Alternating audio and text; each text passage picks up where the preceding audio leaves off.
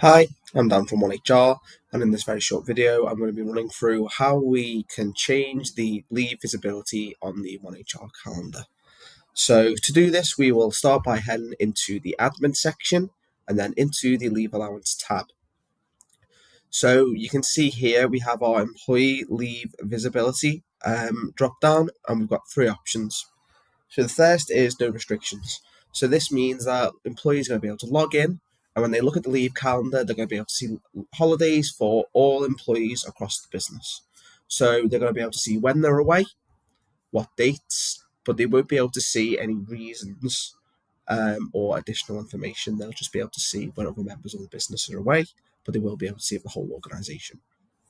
The next option is departmental leave. So this will allow them to see holidays for other members of their team or departments.